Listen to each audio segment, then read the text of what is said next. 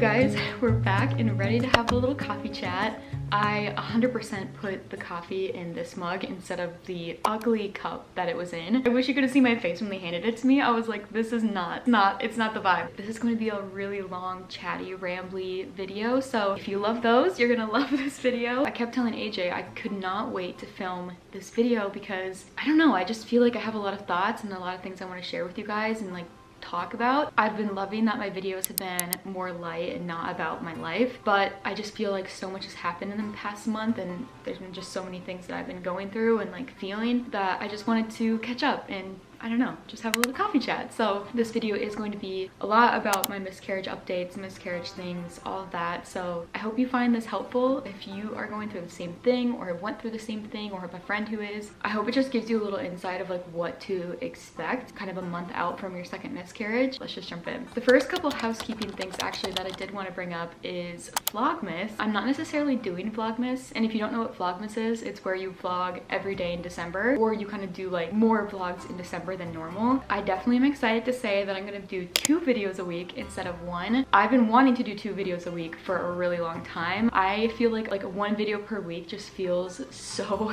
long. I love upload days. I love hearing comments from you guys. I love making videos, and whenever I don't have a video to edit or I'm like waiting long periods of time in between, I just get so sad. So all of December I will be trying my best to do 2 videos a week. I think my new upload days will be still on Thursdays, but I'll also do a Monday upload. And overall, like, YouTube just makes me so happy and gives me purpose in my life right now in a time that I really need it. It's so fun now to have more time to do it and to really be like intentional about it. I just wanted to bring that up because I'm really excited to be posting more in December. Another thing that's coming up is my birthday. By the time you guys are seeing this, my birthday already happened. I'll be turning 29, which sounds honestly like the worst age ever. I think the sad part about it is when I was looking ahead for the year, when we got pregnant in February, I was like, oh, this is so exciting. Like, I'm gonna be like right on the cusp of 29 when I have our baby. It'll make 29 not seem so bad. Like, I'll make it better. I'll kind of like blur my birthday out. Like, I won't even like think about it because I'll be a mom. And now my birthday is not only gonna be like extra sad now, but I'll also that's when I should start bleeding for this miscarriage. If you don't know, I had a missed miscarriage both times, and I'm also naturally miscarrying, which means it can take up to 8 weeks to fully like have your body go through the process of miscarrying and delivering the baby. Around probably the day after my birthday, if it goes the same as last time, I'll start like spotting. So it just kind of sucks.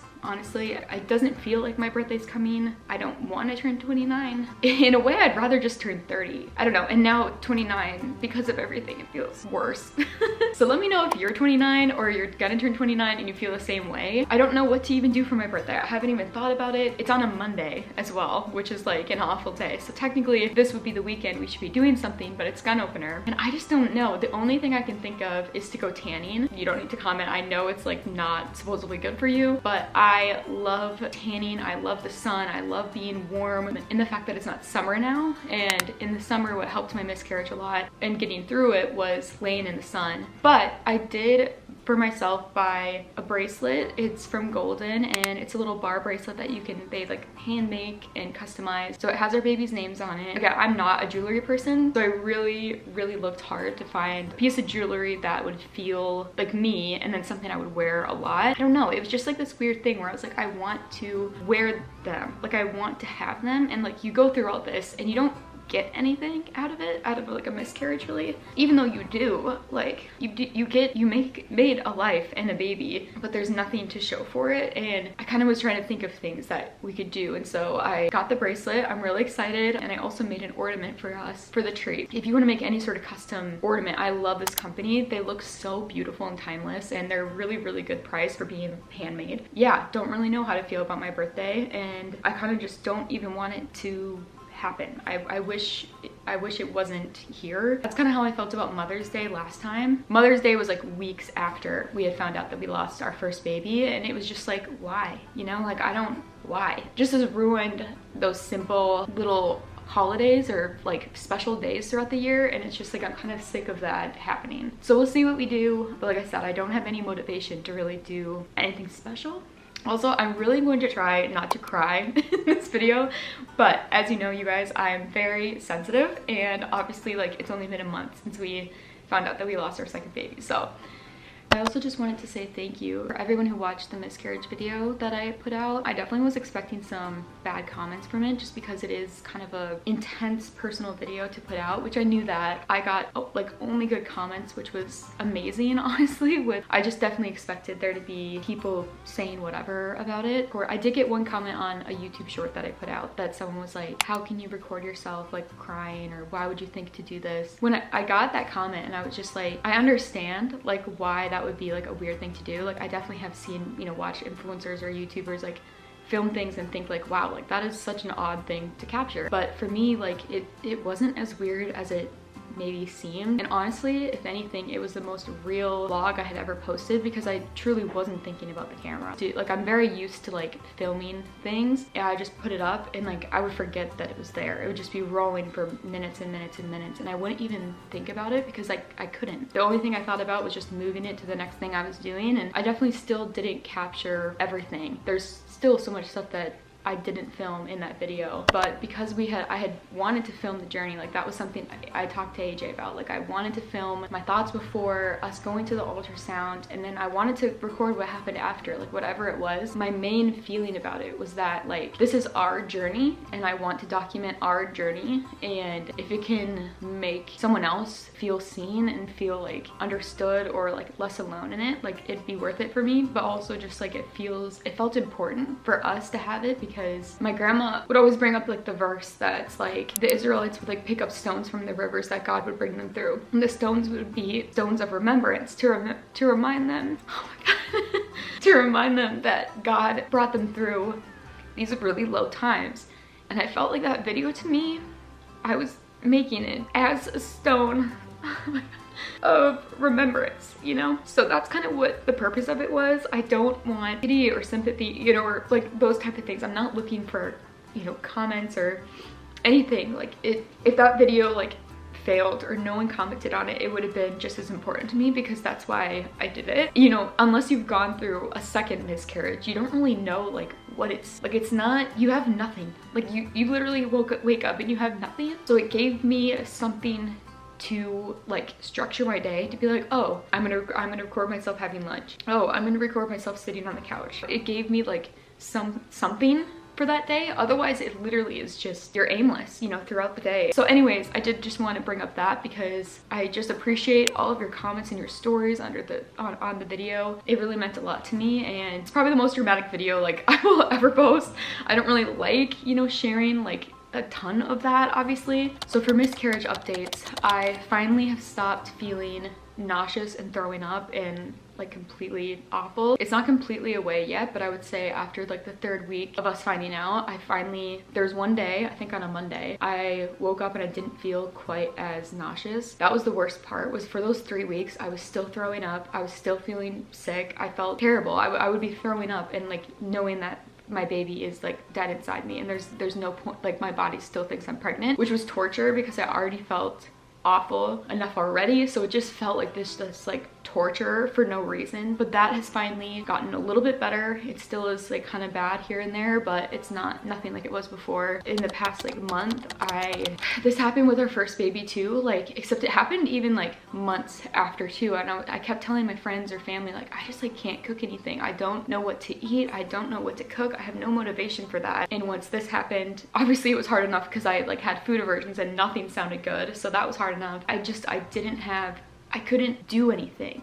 Like, it felt like the biggest task to do literally anything, to cook, clean, laundry, like put things away. And I know that like it sounds like simple, I guess, or like, oh, like, but it was frustrating for me because I like to get things done and I like to do things, like, you know, I'm not like it wasn't about being lazy. It was just like I would think about how we needed to go to the grocery store and I couldn't do it. Or like I would look at the floor and I'm like, I need to vacuum tonight. And I'd just be sitting on the couch and I'm like, I can't do it. It just was like, everything felt so heavy and overwhelming. I had my mom come over this week and she helped me clean, which was amazing. It was hard because I know, it's just hard.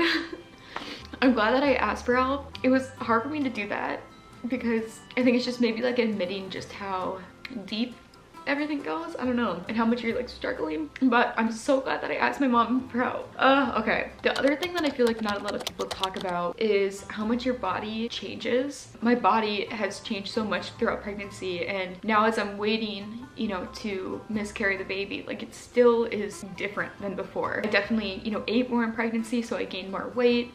My tummy is still like larger, like because there's still a baby and placenta and everything in there. My pants still fit weird like they did with pregnancy. I feel like I look different. You know, your body just changes, and it's hard to deal with that because you're not anymore, but you're still like, you know, looking at your body, wearing clothes and things fitting differently. It's just like a reminder of like everything, and I feel like it already is hard enough to like take care of your body during a miscarriage, because it's like, well, you screwed me over twice. Like I don't really like you very much, and I think I just already had issues with that with like my eating disorder. Now it's like in a totally different angle. I've been learning to like love it and like accept it, I guess, in some ways, but recently in the past like week or so, I've just been like wishing I had my body back. Yeah, that's just been tough. With our first baby, Shalom, I definitely had a shopping addiction. I wanted to buy everything, and I did. We bought a dresser, garage shelves, I bought like a nightstand, which some of the stuff like honestly we just needed to buy anyways. I just put off, and once we miscarried, I was buying it, what felt like everything. Whatever I felt like would make our life easier, I just bought it. I would just shop online and look for things and like make reasons to buy it and like get excited when things came, and like it was just like the only thing that felt like I could do. I don't know, it just felt like it healed something. But this time, I was kind of surprised that I don't feel that this time. I was prepared for it. I was like, oh no, like we're gonna start shopping again and wanting to buy all these things. I was at the mall with AJ. We swung by, and just I was walking through some stores and looking through some things, and I could have cared less about the stuff in there, which is so not like me. You know, normally like I want to convince myself to buy like some jacket or cardigan or something, but I didn't really care, and nothing just seemed like worthwhile. So that's been kind of nice. I don't know if it's like worse in a way because things just feel duller, you know, like they don't feel, just doesn't feel the same, like nothing really does. Some other interesting news is that we got a new doctor. We loved the place we were going. I think they're great for when you have a normal pregnancy. We still want to use them, but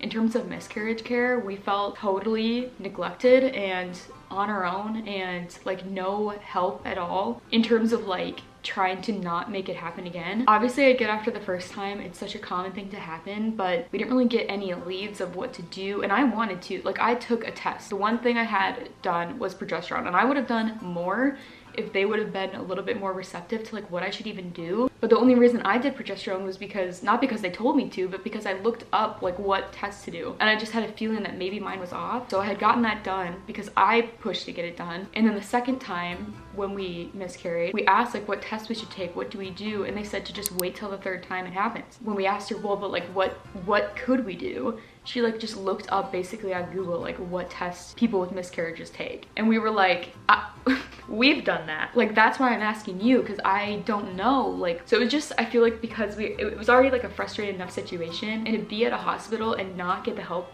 that you need or are asking for, and to feel like no one knows what they're talking about is just like ridiculous. And also they didn't tell me what it would really be like or prepare me to naturally miscarry. When you naturally miscarry, especially at 9 weeks, like it is labor, it is contractions, it is giving birth to your baby, and it's not a really bad period, which is what they told me it would be. As doctors, like how do you not know like at 9 weeks like that is not going to be an easy process? So anyways, we found a new doctor, which was amazing, and they're farther away, but we were hoping it would work out. I could not be happier with how she approaches things. It was just night and day difference to our other doctor that we were going to. She actually that day got me in to do a test that day. She basically wrote out a plan, which was what my goal was. I wanted a plan of what to do, a plan of like the tests we can take, an approach of all these things, and she answered a lot of our questions. So the one test that I did get done that day was my thyroid. That's my hair falling out again. So I got my thyroid tested that day. She also was like, it was really validating because she was just shaking her head when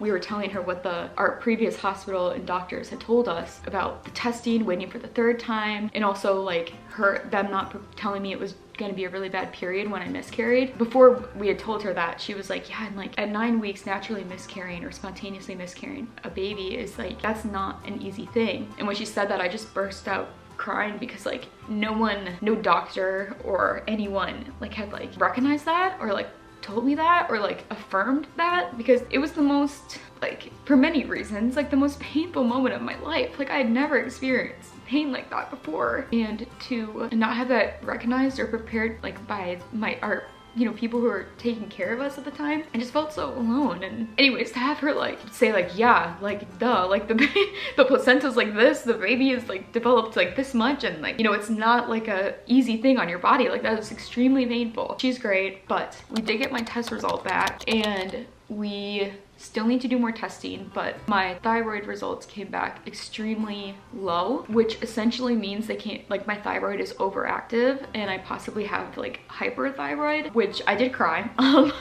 It feels like a more complicated thing than like progesterone or something. So we need to do more testing. I kind of have been putting that on pause because I just can't even think about it right now until we like miscarry our baby. I feel like that's kind of my plan right now. So in the middle of December, I should be miscarrying our baby if everything goes the same as last time. I just don't really want to do any more testing because I'm technically still like pregnant and my body definitely still is like has a lot of hormones and a lot of things like going on. So I just kind of want to wait to do further testing because that's kind of what they want to do to just like confirm like what's going on and everything. I also am relieved that we like have an answer, and I just like can't believe like how different, if we hadn't gone to this doctor, like we would just have like try again and like miscarry again when like we could have at least done something about it. I don't understand how anyone could just wait till the third time without doing something. I don't know, even to me the first time, I couldn't imagine like not doing anything. So there's all that. I feel, you know, good about getting some results. We kind of half expected to get some tests done and just have everything come back normal. But I think the thing is I always felt from the first time, even like before we miscarried, that like I feared something going wrong, and I just felt, I don't know if it just was intuitively, I just felt like something wasn't right. And so that's why we tested after the first one, we're testing after the second one. And so to be validated that my thyroid was just so low, it just feels like, yes, like I'm not crazy. I'm so glad we did it, and I like stuck to my intuition. And I think that's like the thing with this is like when you miscarry, like you now are like in charge, like you have to make these decisions, and a lot of times doctors don't care at all. They don't know even how to deal with a miscarriage, and you get to decide, do you want a D&C? Do you want it natural? Do you want to do testing? Do you want to do this? And I feel like just trusting your gut on those things is like the best thing you can do. Even though you feel like you don't know your body, especially during this time, you do. They're just things that you just instinctively know, and I'm so glad that we did that. I'm excited for that journey, kind of dreading it honestly. Then I think this was 2 weeks after we had miscarried, one of my closest friends had her baby shower, which was and it is super exciting, and I never imagined missing it. I was planning on going. Thankfully she texted me, you know, and said like, hey, like, you know, just don't feel like you need to go. I was like, no, like I need to go, you know, I can't imagine not being there for you. The closer it got, the more, and I was still throwing up, I was still dealing with everything, and my plan was, if I'm not going with somebody, like I don't want to go alone. Like I can't drive there alone, drive back. Like I couldn't do it. And we thought about having AJ come, and I thought about riding with a friend, and in the end, like I decided not to go, which I think was a better decision. I feel like with showers, like you never see like the person. Like I hadn't talked to my friend since we had the second miscarriage, like, so I knew that it would just be hard. With this friend, I really, from the beginning, I thought we would be pregnant together, and we were, you know, and that was so exciting. We were both so excited, and now we're not. And I think just like coming together, like her with her, you know, baby inside her, and me with my dead baby inside me, it just felt, I couldn't do it.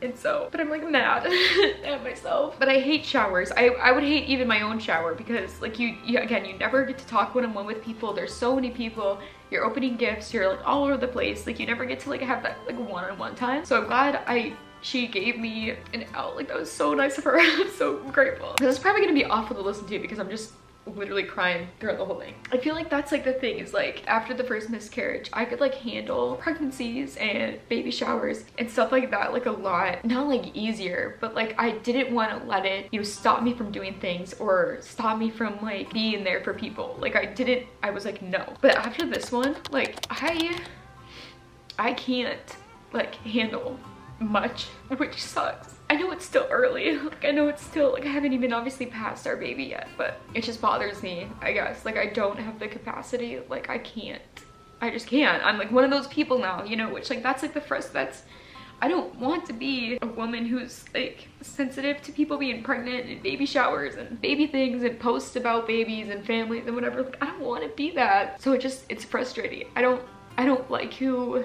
it's like made me be. I was expecting this after going through it twice, but you just get less people came over with food, less people reached out, less people, you know, checked in, or, you know, there was just less of that. I understand, and a lot of people don't know what to do, you know, so it's fine. But I think it was noticeable for us because it just happened like 6 months ago, or not even. We were doing worse the second time around, and it just felt like it was like everyone felt like this was just like what happens to us, you know, like this is just, oh, they've been through it, like this is just like normal. But to us, like, we didn't think that this would be how our baby Sunny would end. It's hard when it's your second, because like the pregnancy is so hard because you're believing for it. The hope that you really fought for, it's like crushed. Like, that's a different kind of way more wrestling with God that you need to do, because you really trusted him, you know? You really worked hard to like believe for the best, even though you've seen the worst and you like are fearing that it'll happen again. And then it happens again, and like, what do you do? Anyways, I just say this because if someone else has gone through it a second time, like I'm sure you had a similar experience. It's hard being on the, you know, your end, because I don't know, you just kind of feel like you should just like, that you're just supposed to do fine or something. I don't know. Some things that have come from like having the second one is that, like, especially with my tests and just having a second miscarriage, is the realization of adoption starts to become a thing that you think about now, and like think about like legitimately, which is kind of, it's scary. It's like, and it's sad that like when you first that thought pops in your mind, you're like, oh my gosh, like we might have to do this. Like it might not just be a fun thing we talk about doing someday, like adopting. It might be something that we do because we have, like, that's like what we do. Especially again with my test being so terrible, it really was like, we might not have our own kids ever. And I definitely like cried about that, but I didn't as long as I thought I would, or it didn't feel like as heavy as I thought it would. I mean, it is, but in the moment and AJ and I both agreed that we were like, this whole thing has been about the Lord. Like, our whole lives have always been about the Lord, even if we don't think it is or not. And if that's what he wants for our life, if that's what we're meant to do, that, like, who are we to say, you know? I feel like we feel like open to that, and like, if that truly, like, I'm excited for that, if that's what it's going to be for us. And AJ feels the same way. It still is something to grieve, obviously. And I think it's harder for like a woman than it is for a man to realize. We're obviously going to keep on the journey of trying and seeing how we can, you know, it definitely isn't like out of the possibility for us. I mean, we don't really know yet, but we are also like thinking of that idea, preparing our hearts for that idea and everything. I think it'll be, if that is, like, that'll be a beautiful process, and that'll be like, I just will know that that's what God had all along, and I'll be excited for that. But it is like kind of crazy to think of like, oh my gosh, like this is like actually what I'm like seriously considering this. Two other realizations that I had a month in is at the grocery store. Oh, this will probably make me cry again, but we're at the grocery store. Dang it. We're at this new grocery store, AJ and I, with whether you're going through one miscarriage or 2 or 4 or whatever, like there's just new things every time that you're realizing. We were just looking at all this like crazy weird stuff they had, and all this fun new products and like foods and stuff, and all of a sudden it popped in my mind that we won't ever know like what our babies would like. We won't know like the things that they would have picked out or been interested in, or I didn't really have like that many like future thoughts about our first miscarriage, really. Like, I think I don't know, but for some reason, like we said, like this one felt really real. It felt like we were parents, and so it just felt like sad to think about not knowing ever what Sunny would have like grabbed, you know, and put in the cart. Or so that was just like a very, I'd never like, I don't know, it just kind of hit me. And I don't know, again, like when you just have to like grieve those things, and like, yeah. Anyways, the other realization I had was, again, I was just sitting working, and something I heard on a video I was watching like brought me back to when the ultrasound tech told us we lost our baby again, and that had just died yesterday.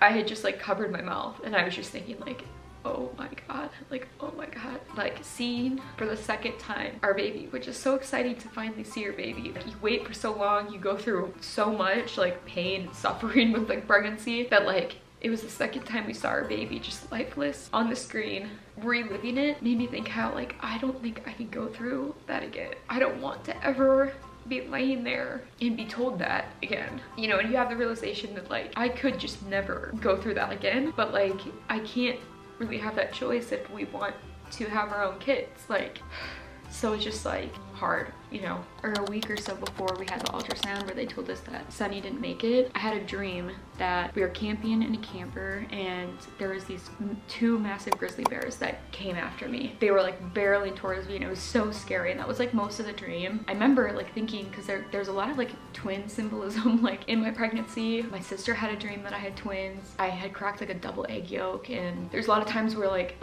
AJ held up 2 pumpkins and I was like, oh, twins. And I was like, what the heck? You know, like just there was a ton of stuff like that. And in that dream, I half wondered, I was like, I wonder if this is like twins. Like, are we just gonna be like, you know, overwhelmed with twins and it's just gonna be like a crazy life change? And that's what the bears symbolize. But a part of me was worried that it would mean 2 miscarriages. But at the time, you know, I was, you know, pregnant, and I was like, I can't think about that. Like, I just need to not like think about that. And then obviously we miscarried, and I do feel like the twin symbolism feels like Sunny and Shalom, like our babies in heaven. And definitely like that's exactly how like a double miscarriage feels, is like grizzly bears in the woods just like attacking you. The hard thing is like, because it was only 6 months ago that we miscarried our first baby, we still haven't even gotten to like all of the milestones that you go through grieving the first one. Literally this month, my birthday month, I should have been giving birth to, and I should be holding a baby right now.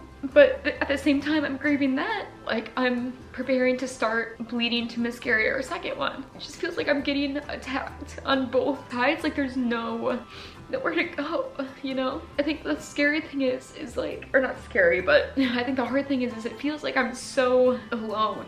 Like, I feel like I'm the only one who knows it. Like, we had our like due date go by in November, like a rough due date, and I was the only one who knew or noticed, or even AJ, you know, kind of like he didn't know until I like told him that it was. And you know, just like you're left like carrying these things. In the dream, like I had gone up to like the back of the camper, and like AJ had like brought me inside and was like, I have a gun. Like, and I was like, you have a gun? As like a husband and wife, like that's like kind of what it feels like to go through a miscarriage together, is like I'm like dealing with more of like the attack of it, and AJ's like trying to like protect me while he's also like, you know, like grieving and sad, and but he's more he's in it with me, but he's not like being attacked like I am, you know what I mean? And that can be like really hard, because then I really feel like I don't know, but it's hard on AJ in different ways. Like, it's for him to be, you know, like there for me all the time, and like to feel like it's just a lot on him in a different way, and he doesn't like to see me sad. And it's just been a lot of me being sad like this whole year. Again, like I've said, like this Christmas, like it's just gonna be rough. Again, we should be bringing a baby to Christmas. I should be pregnant to Christmas, but instead I will be literally delivering our little baby at some point in the middle of December, and that's what our life is right now.